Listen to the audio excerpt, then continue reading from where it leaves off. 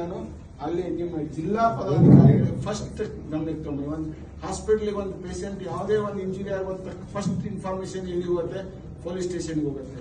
ಹೌದಲ್ಲ? ಅದನ್ನ ನಾವು ಎಲ್ಲರೂ ಒಂದು ಚೀಫ್ ಮಿನಿಸ್ಟರ್ ಕೊಟ್ಟರೆ ಅರ್ಥ ಇಲ್ದಂಗೆ ಆಗುತ್ತೆ. ಸೊ ಹಾಗಾಗಿ ಫಸ್ಟ್ ಇನ್ಫಾರ್ಮೇಶನ್ ನಿಮ್ಮದು ಅಲ್ಲಿ ಜಿಲ್ಲಾ ಪದಾಧಿಕಾರಿಗಳು ತಗೊಂಬನ್ನಿ. ಅದರ ಜೊತೆಗೆ DAO ಇರ್ತಾರೆ, DAO ಗಮನಕ್ಕೆ ಬರುತ್ತೆ. DAO through THO ಮುಟ್ಟತ್ತೆ. THOಗೆ ನಮ್ಮ DAO ಕನ್ವಿನೆನ್ಸ್ ಮಾಡ್ತಾರೆ. THO DAO ಇಬ್ರು ಡಿಸ್ಕಷನ್ ಮಾಡುವಂತ ಒಂದು ಪ್ರೋಟೋಕಾಲ್ ಇದೆ. ಅವರಿಬ್ರು ಹೆಲ್ದಿ ಡಿಸ್ಕಷನ್ ಮೇಲೆ DHO ಮುಟ್ಟಿಸ್ತಾರೆ. DHO ನಮ್ಮ ಯಾರ ಮೇಲೂ ಆಕ್ಷನ್ ತಗೊಳಕ ಹಿಂಜರಿಬೇಕಾಗತ್ತೆ. ಯಾಕಂದ್ರೆ ನಮ್ಮ ರೈಟ್ಸ್ ಅನ್ನೋದು ಏನಿತ್ತು ಅಂತ ಗೊತ್ತೇ ಇರಲ್ಲ ಅವನಿಗೆ. ನಮ್ಮ ರೈಟ್ಸ್ ಅನ್ನು ಯಾರು ಹೇಳಬೇಕು? ನಮ್ಮ DAO ಹೇಳಬೇಕು. DAO DHO ಹೋಗಿ DC ಸರ್ ಇವ್ರಿಗಿದೆ NCIC ಮುಂದೆ ಇವ್ರಿಗೆ ಏನು ಹೊಸದಾಗಿ ಗೈಡ್ಲೈನ್ಸ್ ಬಂದಿದೆ, ದೇ ಹ್ಯಾವ್ ಅ ರೈಟ್ಸ್. ನಾವು ಯಾವತ್ತೂ ನಮ್ಗೆ ಇರ್ಬೇಕ್ರಿ. ನಾವೇನು ಎಲ್ಲಿ ಕೊಲೆ ಮಾಡಿರಂಗಿಲ್ಲ, ಸುಲಿಗೆ ಮಾಡಿರಂಗಿಲ್ಲ. We have a rights. ನಮ್ಮ ಹಕ್ಕನ್ನು ಯಾರು ತಿದ್ಕೊಳ್ಳಕ್ ಸಾಧ್ಯ ಇಲ್ಲ. ಹಂಗಂತೇಳಿ ನಾನು ಇವತ್ತು ಬೆಂಗಳೂರಲ್ಲಿ 3 ಹಾಸ್ಪಿಟಲ್ ಮಾಡಿದ್ದೀನಿ. ನನಗೇನು ಭಯ ಅದೇನಿಲ್ವಾ? ಹೆಲ್ತ್ ಅಂಡ್ ಕಮಿಷನರ್ ಇದ್ದಾರೆ, DHO ಇದ್ದಾರೆ, THO ಇದ್ದಾರೆ. ಒಬ್ಬ ನೀವು BAMS ಡಾಕ್ಟರ್ ಆಗಿ how can you manage 3 hospitals ಅಂತ ಕೇಳ್ಬೋದಾಗಿತ್ತು. ನಾವು ಮಾಡಬೇಕಂತ ಚಾಲೆಂಜ್ ತಗೊಂಡ್ರೆ ಎಲ್ಲಾನು ಸಾಧನೆ ಮಾಡಬಹುದು. ಎಲ್ಲದಕ್ಕೂ ನಮ್ಮ ಕ್ವಾಲಿಫಿಕೇಶನ್ ಕನ್ಸಿಡರ್ ಮಾಡಂಗಿಲ್ಲ.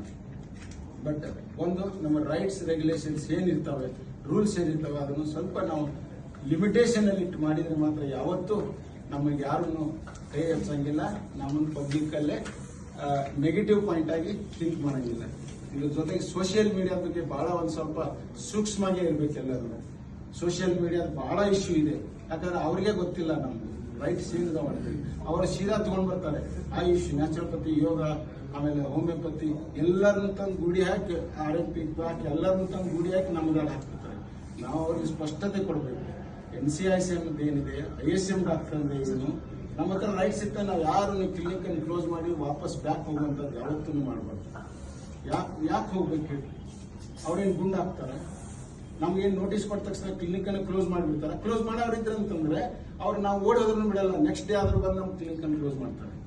ಬಟ್ ನಮ್ಗೆ ಅದಾವ ರೈಟ್ಸ್. ಕ್ಲಿನಿಕ್ ಕ್ಲೋಸ್ ಮಾಡಕ್ಕೆ ಸಾಧ್ಯನೇ ಇಲ್ಲ. ಇದು ನಾನು ಸತ್ಯದ ಮಾತು ಹೇಳ್ತೀನಿ. ನಾನು ಒಬ್ಬನೇ ಅಲ್ಲ, ಇಡೀ ನಮ್ಮ KSB ಟೀಮ್ ತಮ್ಮ ಜೊತೆಗಿರ್ತದೆ.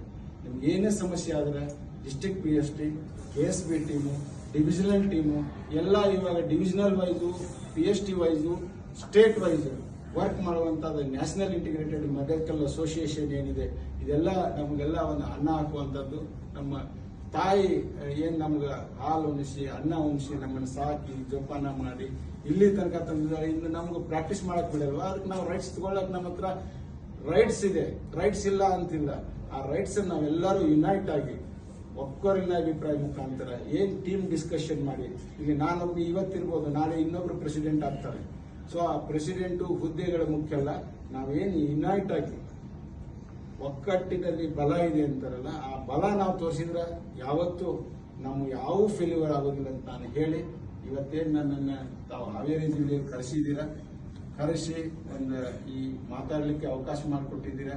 ತಮ್ಮ ಎಲ್ಲರಿಗೂ ಹಾಗೂ ಎಲ್ಲ ಹಾವೇರಿ ಜಿಲ್ಲೆಯ ಪದಾಧಿಕಾರಿಗಳಿಗೆ, ಸ್ಪೆಷಲಿ ನಮ್ಮ ನಾಡಿಗಾರ್ ಸರ್, ಅದೊಂದು ಬಹಳ ಸೂಕ್ಷ್ಮ.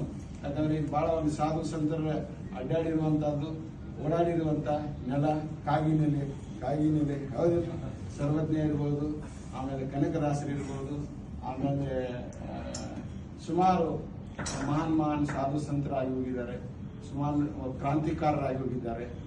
ಎಂತೆಂಥ ವ್ಯಕ್ತಿಗಳು ನಮ್ಮ ಹಾವೇರಿ ಜಿಲ್ಲೆಯಲ್ಲಾಗಿದ್ದಾರೆ. ಅಂತಹ ಒಂದು ಕ್ರಾಂತಿ ಈ ನಮ್ಮ ಹಾವೇರಿ ಜಿಲ್ಲೆಯಿಂದ ಶುರುವಾಗಲಿ. ನಾವು ಯಾವುದಕ್ಕೂ ಹೆದರೋದು ಬೇಡ, ಎಲ್ಲದಕ್ಕೂ ನಾವು ಧೈರ್ಯವಾಗಿರೋಣ.